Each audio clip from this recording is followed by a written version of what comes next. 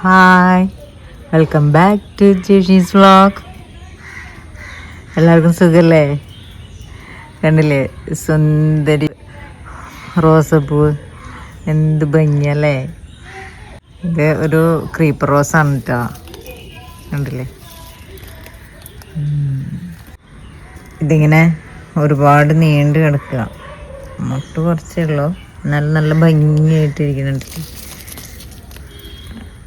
നല്ല എന്ത് രസമല്ലേ കാണാനായിട്ട്.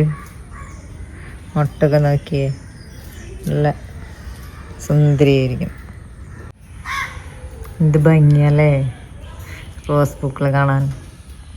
ഇത് കണ്ടോ, ഇതെൻ്റെ ബോണിക്ക റോസ്, നിറയെ മുട്ടായിട്ട് നിൽക്കുന്നുണ്ട്. ഇതിലൊക്കെ എപ്പോഴും നല്ല മുട്ടുണ്ടാവും, പക്ഷെ അതുപോലെ തന്നെ പുഴുക്കേടും വന്നിട്ടൊക്കെ കേടായി പോവുകയും ചെയ്യും.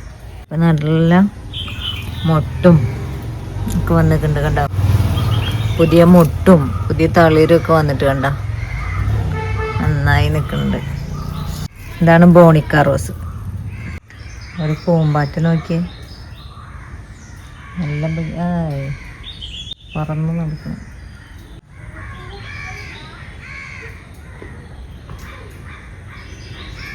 അവിടെ ഇരുന്നു പൂമ്പാറ്റ. നമ്മളടുത്തേക്ക് ചെന്നാൽ അപ്പോൾ പറക്കും. ഇതാ വേറെ റോസ്, ഇത് കാശ്മീർ റോസാണ്. ഇതിലതെ നിറയെ പൂക്കൾ നോക്കിയേ, നല്ല ഭംഗിയുള്ള പൂവല്ലേ. അതിലും മുട്ടുണ്ട്. ഇതവിടെ ഇതാ ഉള്ളിൽ പൂക്കൾ കണ്ടോ, ഇതൊക്കെ നിറയെ മുട്ടും പൂക്കളാണ്. എൻ്റെ ഇങ്ങനെ ചെടികൾക്ക് ഇങ്ങനെ നല്ല മുട്ടും പൂവൊക്കെ ഇങ്ങനെ വരാൻ ഞാനൊരു വളം ഇട്ട് കൊടുത്തിരുന്നു. അപ്പോൾ അതെന്താന്ന് കാണിച്ചു തരാം കേട്ടോ. കണ്ടോ കിംനസ് പൂക്കളെല്ലാം എന്തൊരു മനോഹര. ഓരോ പൂക്കൾക്കും ഓരോ ഷേപ്പും ഭംഗിയൊക്കെ.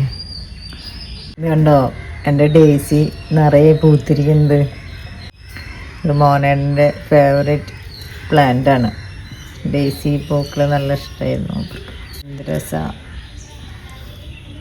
ഈ ചെടികളൊക്കെ. ഇങ്ങനെ നന്നായി പൂക്കാൻ വേണ്ടി ഞാൻ കൊടുക്കുന്ന മാജിക് ഫെർട്ടിലൈസർ എന്തായാലും കാണിച്ചു തരാം കേട്ടോ. ഇന്ന് കുറച്ച് ചെടികൾക്ക് ഇട്ട് കൊടുക്കാണ്ട്, അപ്പോൾ ഞാൻ കാണിക്കാം. മഴയപ്പോൾ ഇലച്ചെടികളൊക്കെ നല്ല ഉഷാറാണ്. ഈ പ്ലാന്റ് നല്ല ഇഷ്ടമായിട്ട് പച്ച, നല്ല മജന്ത,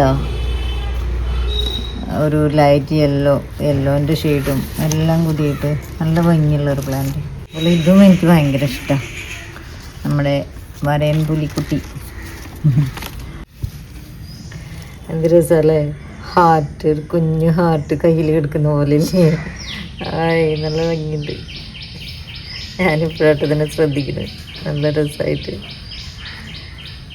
ഇതിൻ്റെ പെറ്റലിന് അല്ലെങ്കിലും കണ്ട ഒരു ഹാർട്ടിൻ്റെ ഷേപ്പാണ്, നല്ല രസമായിട്ടിരിക്കുന്നത്.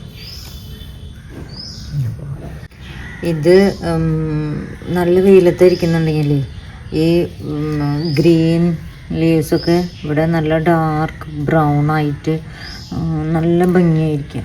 ഇത് നല്ല ഭംഗിയുണ്ട്, പക്ഷെ അത് അപ്പോൾ ഈ പ്ലാന്റിൻ്റെ രൂപം അങ്ങോട്ട് മാറി ഭയങ്കര നല്ല ഗ്ലേസിങ് വരും. അങ്ങനെ ഹായ് കുഞ്ഞ് ഹാർട്ട് ഇവിടെ ഇരിക്കട്ടോ. എന്താ നമ്മുടെ ഒരു കോസ്മോസ് പോലെയല്ലേ, കോസ്മോസിൻ്റെ ഉറക്കത്തിൽ പെട്ടാന്ന് തോന്നുന്നു. പക്ഷെ പ്ലാന്റ് അങ്ങനെയൊന്നുമല്ല.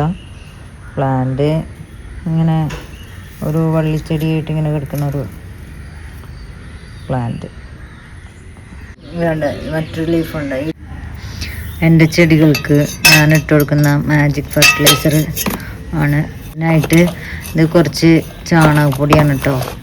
ചാണകപ്പൊടി എടുത്തിട്ടുണ്ട്. പിന്നെ ഞാൻ അതിലേക്ക് കുറച്ച് എല്ലുപൊടിയാണ് കേട്ടോ ഇട്ട് കൊടുക്കണ. എല്ലുപൊടി ഇട്ട് കൊടുത്തു.